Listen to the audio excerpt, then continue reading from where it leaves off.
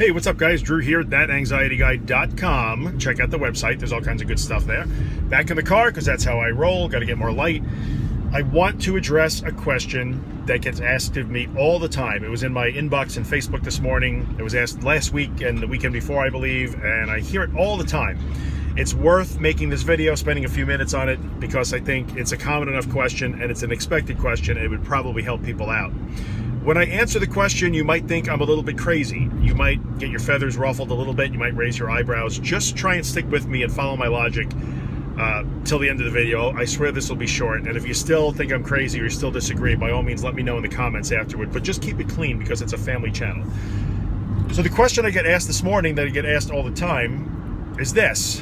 What are the best supplements, the best herbs, the best foods, the best drinks, the best minerals, always natural things? What are the best supplements and herbs for my anxiety? The answer to that question is that it is the wrong question. You are asking me the wrong question. When you ask me what you can take, be it natural or otherwise, to help your anxiety, what you can take, what you can ingest, rub on your body, sniff, whatever it happens to be. When you ask me what the best supplements or herbs and that sort of stuff is for your anxiety, I will tell you that you're asking me the wrong question, because it indicates to me that you are focused on the symptoms of your problem and not the problem itself.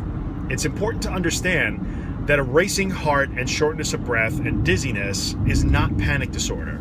Fear in the pit of your stomach, jelly legs, and derealization are not agoraphobia. Those are not the problems. Those are the symptoms. The problem is the way you view those symptoms and the irrational fear that you have, the irrational fear-based response that you have to those symptoms.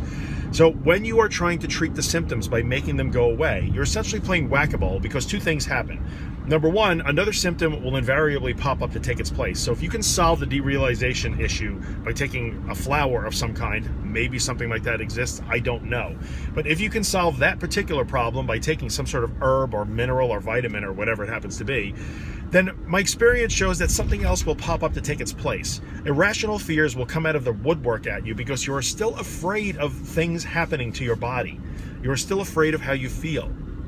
So not only do you not get really long-term results that way, but there are instances where whatever it is that you decide to take may only work temporarily. Maybe it's a medication or maybe it is a natural substance. Either way, it may not work forever. And when it stops working for you because your body has a natural adaptation response to almost anything that you put in it on a long term, then you're right back to square one again. And I've seen this time and time again also, where people are taking, whether they're taking a benzodiazepine or they're taking St. John's wort or they're taking tart cherry extract or one of the 8 zillion things that I've seen people claim will help anxiety, a lot of times they don't work on the long term, and then people wind up right back at square one and even more disheartened and frustrated than they already are. So we have two problems when you ask me this question: what is the best supplement to take for my anxiety? The two problems are that you're trying to treat the symptom and not the problem, and the second problem is that even if you do successfully eliminate a symptom, another one will take its place. And really a third problem, if you will, is that many of these treatments, if you will, don't last forever. They don't work forever.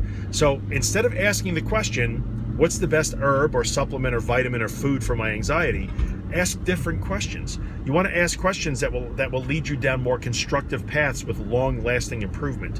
And those questions, in my mind, are: how can I find the courage that I need to begin to face my fear? Because that's a huge ingredient, especially to get the ball rolling. In the beginning, you have to have a lot of courage. That's just the way it is, but you have it. It's inside every one of us, and if I didn't believe that, I wouldn't be doing these videos and podcasts. So ask yourself different questions. Ask yourself, how do I find the courage inside me, because I know it's inside me, to face the things that I'm afraid of, because that's how I overcome a phobia, and that's really what these are. And the second question you're going to ask yourself is, how do I start to learn the skills that I need to be able to face my fear, to be able to learn to fully relax and surrender to even the worst possible panic episode, so that I'm no longer afraid of having the next panic attack, because that's where you want to be. I talk about it over and over and over, so I won't rehash it here, but the object of the game here is not to eliminate all the panic and anxiety from your life. The object is to not be afraid of it when it does show up. So stop asking what the best herbs and supplements are, and start asking how you can find your inner strength, because it's in there, and what skills you need to learn, and how can you master them quickly so that you can learn to not be afraid of your anxiety symptoms, because that is the long-lasting game changer there. Not valerian root, and not St. John's wort, and not magnesium. Those things may all be fine, and you know what? If you find supplements and herbs that make you healthier, then I am all for that. I'm not saying that they're worthless or not to take things. That's entirely an individual choice. If you find things that make your body healthier, then I'm all for it. Go for it.